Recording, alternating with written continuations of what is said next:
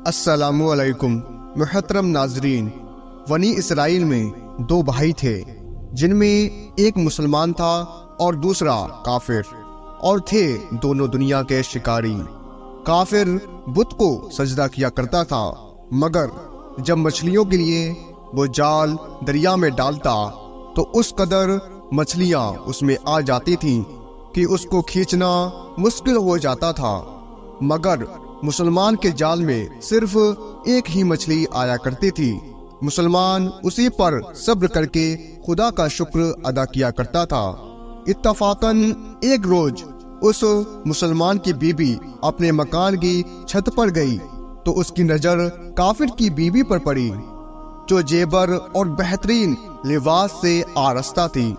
ये देखकर उस मुसलमान की बीबी के दिल में बस बसा पैदा हुआ कि काश मैं भी ऐसी होती।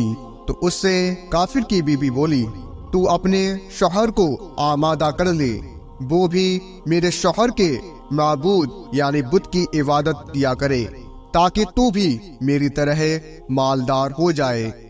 ये सुनकर मुसलमान भाई की बीबी कुछ गमजदा सी होकर नीचे आई, और जब उसका शौहर घर आया तो उसने हाले मुतवैयर देखकर दरियाफ्त किया कि आखिर क्या बात है जिससे तू इस कदर गमजदा मालूम होती है। तो वो कहने लगी, बस मियाँ, या तो तुम मुझे तलाक दे दो या अपने भाई के माबूद की परशतिश इख्तियार कर लो। ये सुनकर उसके शौहर ने उससे कहा कि खुदा की बंदी, तू खुदा से क्यों नहीं डरती? ईमान की दौलत के बाद ये कुफ्र की बातें क्यों करती है? तो वो औरत उससे बोली, बस मुझसे अब ज्यादा बातें ना बताओ, मैं नंगी भूखी नहीं रह सकती। जबकि दूसरी औरतों, खुसूसन तेरे भाई की बीबी को मैं देख रही हूँ और उम्दा उम्दा लिबास से आरास्ता रहती है। जब उस मर्द मोमिन ने देखा कि औरत कराहट पर उतर आई है और उसका इसरार हद से बढ़ चुका है, तो उसने औरत को तसल्ली दी और उससे कहा, अच्छा, घबराने की जरूरत नहीं है, मैं कल से कारीगरों और मजदूरों में जाकर मेहनत करके तुझे रोजाना 2 दिरहम देता रहूंगा, तू उससे अपनी हालत दुरुस्त कर लेना। ये सुनकर औरत को कुछ तस्कीन हासिल हुई और सवेरे ही वो मर्द मोमिन मजदूरी की तलाश में अपने घर से निकला, लेकिन कहीं भी उसे मजदूरी नहीं मिली। ये देखकर वो दरिया के किनारे पहुंचा और शाम तक खुदा की इबादत में मशरूफ रहकर रात को जब घर आया तो बीबी ने दरियाफ्त किया, आज तुम कहाँ थे? तो कहने लगा, मैं बादशाह की खिदमत में था, उसने मुझसे 30 दिन का काम करने की शर्त की है। औरत बोली कि आखिर वो बादशाह तुमको क्या देगा?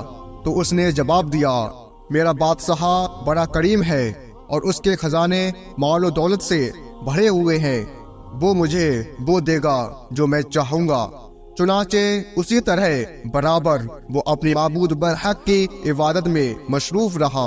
और जब तीसरी रात हुई तो बीबी ने कहा, सुनो मियाँ, अगर कल तुमने मुझे मजदूरी लाकर नहीं दी तो तुम पर मुझे तलाक देना लाजिम हो जाएगा। ये सुनकर उसको इस कदर की परेशानी लाहक हुई और तीसरी सुबह जब वो उठा, तीसरी सुबह को उसने एक यहूदी से कहा, क्या तुम मुझे मजदूरी पर लगा लोगे? ये सुनकर यहूदी कहने लगा कि हाँ, तुमको मजदूरी तो मिल जाएगी, लेकिन शर्त ये है कि मेरे पास तुम्हारे खाने पीने का कोई इंतजाम ना होगा।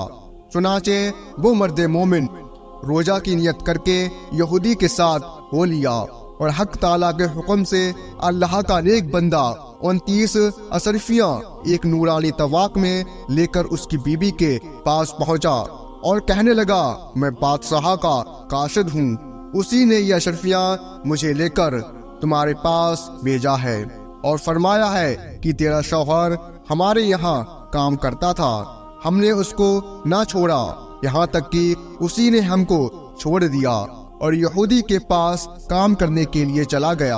अगर वो हमारा काम करता तो हम उसको اور زیادہ اجرت دیتے، بس ایک اشرفی کی کمی اس وجہ سے ہوئی، چنانچہ وہ عورت ان میں سے ایک اشرفی لے کر بازار چلی گئی جس پر کلمہ شہادت لکھا ہوا تھا۔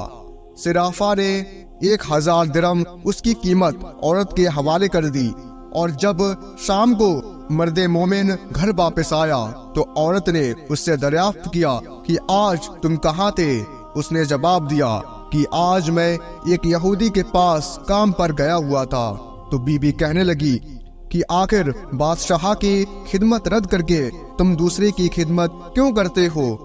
پھر اس عورت نے اس کو اشرفیوں کا واقعہ سنا دیا، جس کو سن کر وہ مرد مومن روتے روتے بے ہوش ہو گیا، اور جب اس کو ہوش آیا تو بی بی سے کہنے لگا، افسوس، میں نے بادشاہ دو جہاں کی خدمت کا حق اپنے اوپر لازم نہ کیا۔ اس کے بعد اس بندے نے عورت کو چھوڑ دیا اور پہاڑوں پر چلا گیا، جہاں وہ خدا کی عبادت میں مصروف رہ کر اس کا انتقال ہو گیا۔ حق تعالیٰ اس پر اپنا رحم فرمائے، آمین۔ دوستو، یہ بات سچ ہے، خدا کے خزانوں میں کوئی کمی نہیں ہے۔ وہ بندے کو اس کی عبادت کا صلہ ضرور دیتا ہے، اگرچہ بعض دفعہ کسی حکمت کی بنا پر اس کے یہاں دیر ہو جاتی ہے، لیکن بہرحال اندھیر پھر بھی نہیں، وہ اپنے بندوں کو دیتا ضرور ہے۔ حق تعالیٰ ہم سب کو صبر و شکر کے ساتھ رہ کر زندگی گزارنے کی توفیق عطا فرمائے، آمین یا رب العالمین۔